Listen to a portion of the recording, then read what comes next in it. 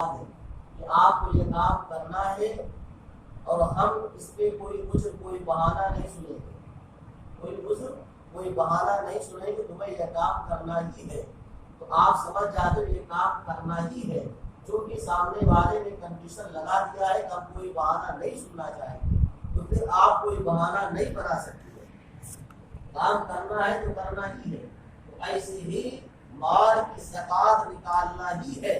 اگر اللہ نے نوازا، چونکہ سب پہ تو زکات ہے نہیں، جو مالک نصاب ہے اسی کے اوپر زکات واجب ہے، سال میں ایک مرتبہ۔ اور اللہ نے کیا فرمایا؟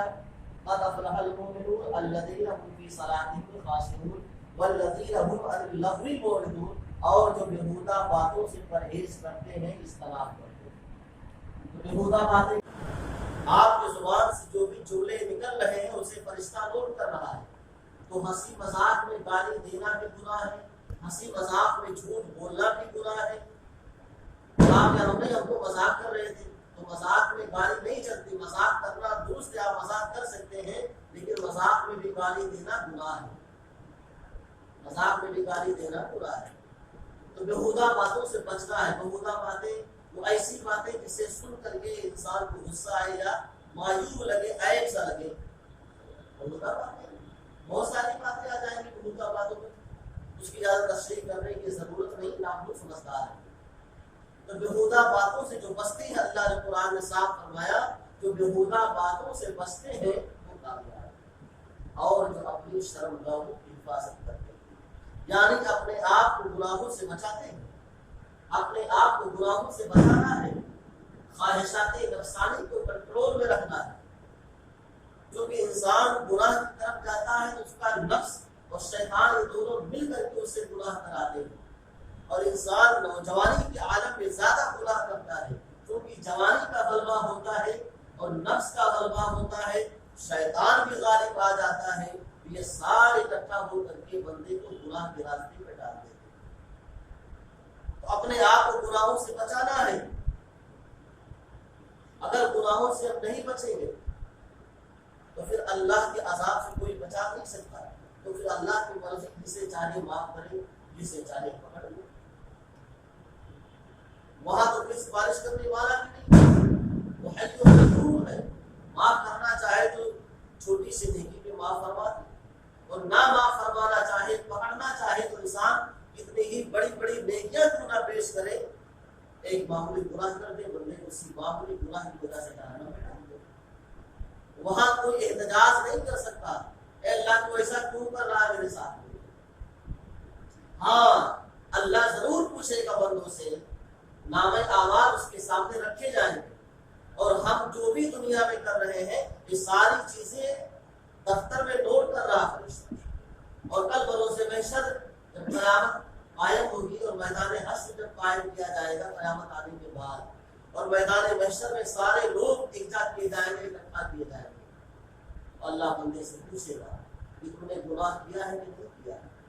ایسا تو نہیں میرے فرشتے نے غلط لکھ دیا، یا تم نے چھوٹا گناہ کیا اور فرشتے نے بڑھا کے لکھ دیا؟ وہ اللہ پوچھے گا بندے سے، تو بندہ عرض کرے گا نہیں میرے مولا یہ سارے گناہ ہم نے کیے ہیں، اور تیرے فرشتے نے اتنا ہی لکھا ہے جتنا میں نے کیا ہے، اس میں کوئی بڑھاؤ نہیں، چڑھاؤ نہیں، کمی نہیں، زیادہ نہیں، وہ بہو جتنا ہم نے گناہ کیا ہے فرشتے نے لکھا ہے۔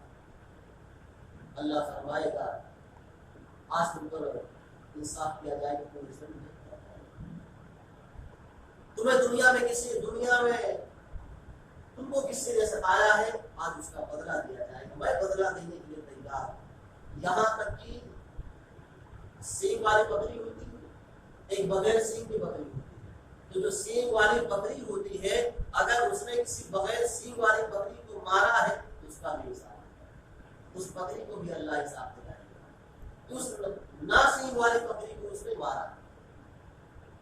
تو دنیا میں انسان کچھ بھی کر کے جا نہیں سکتا ہے، کچھ بھی کر کے بچ نہیں سکتا ہے۔ اللہ حی و قیوم ہے، جو دیکھ رہا ہے، اس کے باوجود فرشتوں کی ڈیوٹی لگائی ہے، فرشتے ہمارے اعمال کو لکھتے ہیں، ہمارے زبان سے، منہ سے نکلنے والے شبد اور لفظ کو فرشتے لکھتے ہیں، جو بھی ہم ادا کر رہے ہیں وہ ساری چیزیں نوٹ کی جا رہی ہیں۔ تو اپنی اپنی شرمگاہوں کی حفاظت کرنا ہے، گناہوں سے بچنا ہے، بیہودہ باتوں سے بچنا ہے، اور جب نماز کا وقت ہو جائے تو فوراً مسجد کی طرف آنا ہے۔ جس بات میں اللہ کے رسول صلی اللہ علیہ وسلم نے ارشاد فرمایا کہ جب اذان ہو اور اذان سن کر کے کوئی مسجد میں نہ آئے، نماز نہ پڑھے، اللہ تبارک و تعالیٰ اسے جہنم میں ڈال دے گا۔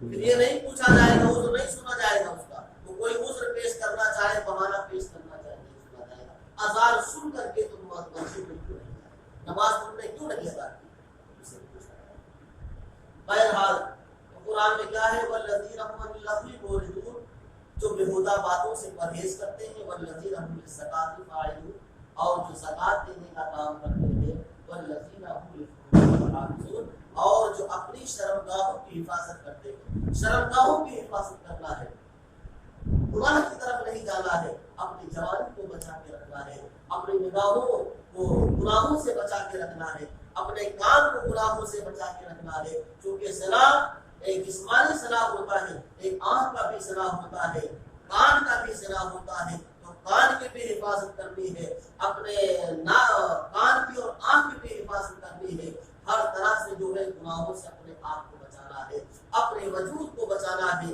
ایک بادشاہ تھے، غالباً ہارون رشید بادشاہ تھے، اور یہ ہمیشہ اپنے دربار میں علماء کو رکھا کرتے تھے، اور جب بھی کوئی مسئلہ پیش ہوتا تھا علماء کرام سے پوچھتے تھے حضور یہ مسئلہ کیسے ہے، اس سے رہنمائی حاصل کرتے تھے۔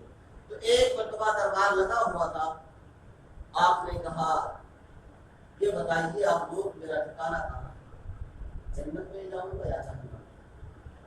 کوئی گارنٹی کے ساتھ کیسے کہہ سکتا ہے کہ ہم جنتی یا جہنم؟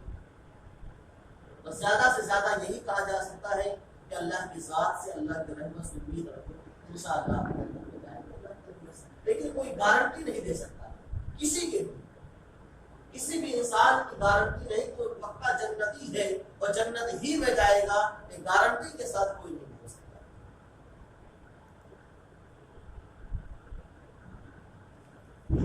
ایک خاتون ہے رابعہ بصری، بڑی نیک خاتون، حسن بصری رحمۃ اللہ علیہ اسے نکاح کرنا چاہتی ہے، نکاح کا پیغام ملا تو رابعہ بصری نے کہا کہ حسن بصری میری کچھ باتوں کی ضمانت دے دو، میں نکاح کرنے کے لیے تیار ہوں۔ آپ نے فرمایا کہ مرنے سے پہلے میں یہ جاننا چاہتی ہوں میں جنت میں جاؤں گی یا جہنم میں؟ آپ گارنٹی دے سکتے ہیں میں جنت میں جاؤں گی؟ حضرت امام حسن بصری رحمۃ اللہ علیہ فرماتے ہیں مجھے خود کو نہیں معلوم میں جنت میں جاؤں گا یا جہنم میں، یہی گارنٹی میں کیسے دے سکتا ہوں؟ آئیے میں جاننا چاہتی ہوں کہ پرصراط پر سے یہ بتائیے میں پار گزر جاؤں گی یا کر کے جہنم میں گر جاؤں گی، کیونکہ پرصراط جہنم کے اوپر رکھا گیا ہے، جو بال سے زیادہ آبادی تلوار سے زیادہ تیز، اور ہر انسان نے گزرنا اس کے اوپر سے، ہر انسان کو گزرنا، کوئی بچ نہیں سکتا، گزرنا سب کو، گزرنے کے طریقے الگ الگ، کوئی انسان ایسا ہوگا جو بجلی کی طرح سے گزر جائے گا، بجلی کی رفتار سے، کچھ تیز رفتار گھوڑے کی مانند سے گزر جائیں گے، کچھ جو ہے دوڑنے کے موقع گزر جائیں گے، اور کچھ جو ہے گرتے پڑتے لڑکھڑاتے ہوئے گزر جائیں گے، اور کچھ جو ہے کٹ کے جہنم میں گریں گے۔ رابعہ بصری نے کہا حسن یہ بتاؤ کیا میں پرصراط پر سے پار گزر جاؤں گی یا کٹ کے جہنم میں؟ خواجہ حسن بصری رحمۃ اللہ علیہ فرماتے ہیں یقین کے ساتھ مجھے خود کو نہیں معلوم کہ میں پار گزر جاؤں گا یا جہنم میں، تمہاری گارنٹی کیسے دے سکتا ہوں؟ آئیے بتائیے نام اعمال ہمارے سیدھے ہاتھ میں ملے گا یا بائیں ہاتھ میں؟ اب آپ کہیں گے سیدھے اور بائیں ہاتھ کا چکر کیا ہے؟ تو کل بروز محشر اللہ جسے بخشے گا، جس کی مغفرت ہو جائے گی، تو نام اعمال اس کے سیدھے ہاتھ میں دیا جائے گا، سیدھے ہاتھ میں پکڑا کر کے جنت کا مستہ دے دیا جائے گا، فرشتوں کو حکم دیا جائے گا اسے جنت میں لے جائے گا، اور بائیں ہاتھ میں نام اعمال ملنے کا مطلب یہ ہوگا کہ جہنمی، جس کے بائیں ہاتھ میں نام اعمال دیا جائے گا اس کا یہ مطلب ہوگا اسے جہنم میں ڈالے۔ تو رابعہ بصری کہتی ہیں کہ آپ یہ بتائیے کہ نام اعمال میرے سیدھے ہاتھ میں دیا جائے گا یا الٹے ہاتھ میں؟ خواجہ حسن بصری رحمۃ اللہ علیہ فرماتے ہیں مجھے تو نہیں معلوم میرا خود کا اعمال سیدھے ہاتھ میں دیا جائے گا یا الٹے ہاتھ میں، میری گارنٹی کیسے؟ وہ فرماتی ہے اے حسن چلے جاؤ میرے پاس نکاح کے لیے وقت نہیں، نکاح کے لیے میرے پاس فرصت نہیں ہے، مرنے سے پہلے میں یہ یقین پانا چاہتی ہوں کہ نام اعمال میرے سیدھے ہاتھ میں دیا جائے گا، مرنے سے پہلے میں یہ یقین پانا چاہتی ہوں کہ میں پرسرات پر سے آسانی کے ساتھ پار گزر جاؤں گی، مرنے سے پہلے میں یقین پانا چاہتی ہوں میرے پاس نکاح کے لیے حسن بصری نے کہا تھا رابعہ میرے پاس شاید اللہ سے خوف کرنے والی اس طرح سے خاتون پیدا ہے، اللہ سے اس قدر ڈر ہے تیرے اندر، وہی رابعہ بصری جن کے استقبال کے لیے خانے کعبہ چل گیا ہے، ان کے استقبال کے لیے خانے کعبہ چل کے آیا تھا۔ حسن بصری رحمۃ اللہ علیہ کے حج کے لیے گئے تو خانے کعبہ وہاں پہ نہیں، عرض کرتے میرے حسن بصری ابراہیم بن ادہم گئے، دو بزرگ میں سے کوئی ایک ہے، جب گئے خانے کعبہ طواف کرنے کے لیے کعبہ ہے آئے اللہ پر تیرے گھر کے لیے یہاں پہ آیا اور پہنچے اس طرح سے کہ ہر قدم پہ 2 رکعت نماز پڑھتے ہوئے، ہر قدم پر 2 رکعت نماز پڑھتے ہوئے گئے، اور جب وہاں پہنچے تو کعبہ ہے کہ عرض کیا میرے مولا کیا تم سے ناراض ہے؟ میرا کعبہ کہاں ہے؟ آواز آئی میرا کعبہ ایک بندی آ رہی ہے اس کے استقبال کی، اور بندی ہے وہ رابعہ بصری۔ آپ اندازہ لگائیں کتنی مقدس خاتون ہے رابعہ بصری، اللہ کی بارگاہ میں کتنا بلند مقام ہے ان کا، ان کے استقبال کے لیے کعبہ جاتا ہے، ان کے استقبال کے لیے کعبہ جاتا ہے، لیکن اللہ کی خشیت اور اللہ کا خوف کا یہ معاملہ ہے، اس قدر پہلے کے لوگ اللہ سے ڈرا کرتے ہیں۔ تو عرض میں کر رہا تھا ہارون رشید نے علماء سے پوچھا یہ بتائیے میرا ٹھکانہ جہنم ہے یا جنت؟ حضور میں کیسے؟ سارے علماء خاموش، کوئی جواب نہیں۔ ایک چھوٹا بچہ تھا وہ کھڑا ہوا اور اس نے کہا حضور یہ بتائیے آپ گناہ کرتے ہیں کہ نہیں؟ کیوں نہیں کرتے گناہ؟ اللہ کے خوف سے۔ گناہ کیوں نہیں کرتے؟ اللہ کے خوف سے۔ گناہ کرنے کی طاقت ہے، قدرت ہے، کہاں میں بادشاہ ہوں جو گناہ چاہوں کروں، مجھے کون روکنے والا ہے؟ بادشاہ سے کوئی کسی کی ہمت ہے اسے زبان دراز کرے آپ پوچھیں؟ بادشاہ تو بادشاہ ہوتا بھائی، پہلے کے لوگوں کو بادشاہی ملی، تمہیں معلوم ہے کہ ہم بادشاہ، ہم سے پوچھنے والا کوئی نہیں ہے، تبھی تو کوئی نمرود بن گیا، کوئی فرعون بن گیا، کیونکہ ان سے اوپر کوئی تھا ہی نہیں جو ان سے سوال کرے۔ تو ہارون رشید نے کہا میں جنت میں جاؤں یا جہنم میں؟ بچے نے کہا کہ یہ بتائیے گناہ کر سکتے ہیں؟ کہا ہاں کر سکتا ہوں۔